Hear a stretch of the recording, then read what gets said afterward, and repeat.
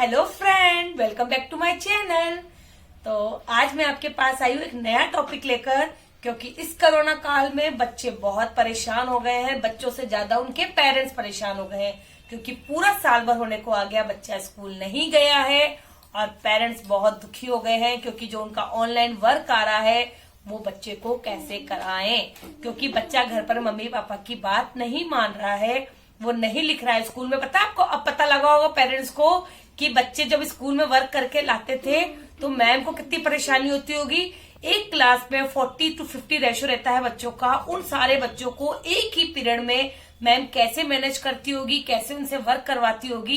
तो ये बात आपको अब पता चल गई होगी, क्योंकि आपसे तो आपका एक बच्चा नहीं संभाला जा रहा, लेकिन स्कूल में मैम 40-50 या 30 बच्चे होते हैं, उनको कैसे एक ही पीरियड में पूरा वर्क करवाती होगी, क्योंकि बच्चों के 6 या 7 सब्जेक्ट फर्स्ट क्लास से स्टार्ट हो जाते हैं।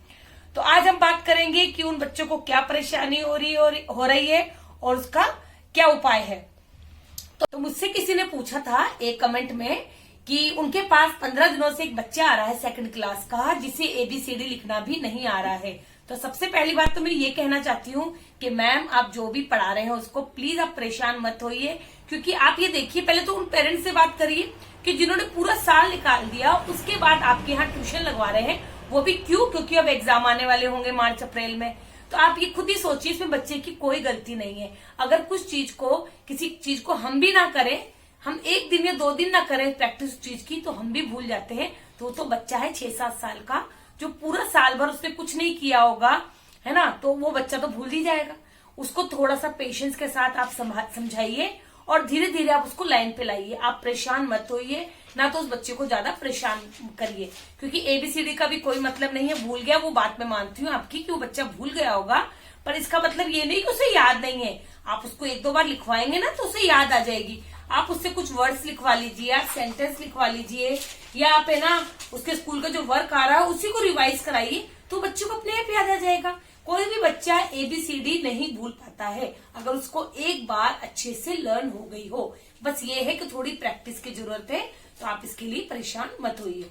आप उसको धीरे धीरे जो भी उसका वर्क है, जो भी उसके स्कूल से वर्क आया है, उसको धीरे धीरे कराइए। लेकिन उसके पेरेंट्स से ये बात जरूर कर दीजिए कि दिमाग में या कान में ये बात जरूर डाल दीजिए कि आपका बच्चा सब कुछ भूल चुका है और आप उसको एंड टाइम पे ट्यूशन लाए हैं। तो अगर आप चाहते हैं कि मैं उसको 1 या 2 महीने में बिल्कुल अच्छे से पढ़ाई के लिए, एग्जाम के लिए तैयार कर दूंगी, तो ये पॉसिबल नहीं है। क्योंकि मैंने आपको पिछली वीडियो में बताया है कि प्रैक्टिस और डेली का 1 घंटा बच्चों को पढ़ाना बहुत जरूरी है। क्योंकि बच्चों को आप 1 दिन पहले सोचिए एग्जाम से कि हम बच्चे के दिमाग में या ये बात डाल देंगे, बच्चों को क्वेश्चन आंसर लर्न करा देंगे और बच्चा लर्न कर लेगा, तो ये पॉसिबल नहीं है। क्योंकि मैं आपको एक बात बताती हूँ, ये देखिए मेरे पास 2nd क्लास का बच्चा है। गुन्नू जरा देखना बेटा, ये 2nd क्लास का बच्चा है। ये मेरे पास प्ले ग्रुप से आ रही है। जब ये इसने स्कूल जाना शुरू नहीं किया था ना, प्ले ग्रुप पे नहीं डाला, इसको नर्सरी में डाला है, लेकिन इसको 2.5 साल से इसकी मम्मी ने मेरे पास भेजना शुरू कर दिया था। बहुत रोई, बहुत इसने मुझे परेशान किया, लेकिन मैंने इसको नहीं छोड़ा। मैंने इसके रोने से मैं परेशान नहीं हुई। मैं इसकी मम्मी को भेज देती थी गेट बंद करके, तो पहले आधा घंटा रो ले बेटा। जब ये रो के शांत हो जाती थी, सब कुछ हो जाता था, उसके बाद ये पढ़ाई करती थी। तो इससे मुझे महीना 2 महीना, तो उसने मुझे 2 महीने तो बहुत परेशान किया है। उसके बाद ये लाइन पे आने लगी। लेकिन बच्चा छोटा है, नर्सरी, LKG, HKG, तब वो कभी कभी बच्चा तब भी रोता है, तब भी बहुत रोई है, क्योंकि इसको जब आना होता था उस समय सोने का टाइम होता है, बच्चों को नींद आ जाती है 4 बजे करीब, तो ये परेशान करती थी। लेकिन उसके बाद ये धीरे धीरे अब लाइन पे आने लगी है। लेकिन इसको हिंदी में इतनी प्रॉब्लम थी, इसको मात्राएं अभी तक लर्न नहीं थी। मैं इसको इतना पढ़ाती थी, सबसे ज्यादा हिंदी पे ध्यान देती थी।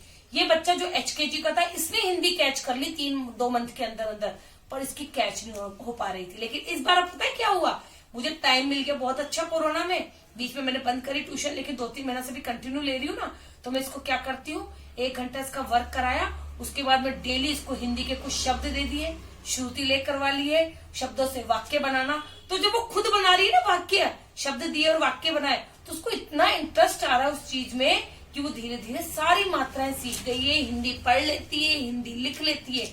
मुझे खुद ताज्जुब हो रहा है। तो ये बेनिफिट भी रहा हमारे पास कि कोरोना काल में बच्चों को ज्यादा समय मिल पाया पढ़ने के लिए। तो जो बच्चे के ऊपर ज्यादा ध्यान दे पाए, उनके माँ बाप, पेरेंट्स, या उन्होंने ट्यूशन लगवा दी, तो वो बच्चे ज्यादा बेनिफिट में रहे, है ना। और सबसे बड़ी बात यह है कि मैंने आपको पहले भी बताया कि बच्चों को जो डेली जो उनके सब्जेक्ट है, हिंदी, इंग्लिश, मैथ्स, इंग्लिश में कोई सा भी सब्जेक्ट हो, जीके, कंप्यूटर साइंस, एसएसटी, कोई सा भी सब्जेक्ट हो, डेली टच करिए। हिंदी, मैथ्स, ये तीनों सब्जेक्ट डेली टच करिए। अगर उनका वर्क आया है तो अगर आप वर्क करवाते हैं तो वर्क करवा दीजिए, नहीं तो पेरेंट्स से कहिए कि वर्क घर पे करवाएंगे, आप ओनली उनको लर्निंग करवाएंगे और उनको रीडिंग और पढ़ना सिखाएंगे। ठीक है, तो आप इसके लिए परेशान मत होइए कि बच्चा एबीसीडी नहीं लिख पा रहा है, कोई बात नहीं, आप उस पर थोड़ा ध्यान दीजिए, उसको प्रैक्टिस करवाइए। और आप डेली एबीसीडी मत लिखवाइए, क्योंकि 2nd क्लास का बच्चा है, एबीसीडी से कोई काम नहीं है। आप उसको वर्ड लिखवाइए। आप लिखिए CAT कैट, आप लिखिए BOY बॉय। तो बच्चे एक तो वर्ड सीख रहा है, बोलना भी सीख रहा है, प्लस उसको CAT कैट में C भी याद हो जाएगा, A भी याद हो जाएगा, T भी याद हो जाएगा। ठीक है, क्योंकि अब आपके ये तो आएगा नहीं कि आप एबीसीडी लिखिए क्लास में 2nd में। ठीक है ना, अल्फाबेट, बच्चों को अल्फाबेट लर्न होने चाहिए, उनको वर्णमाला लर्न होनी चाहिए, उनको काउंटिंग लर्न होनी चाहिए, उनको अक्षर ये समझ में आना चाहिए कि म क्या होता है, स क्या होता है, B क्या होता है, C क्या होता है।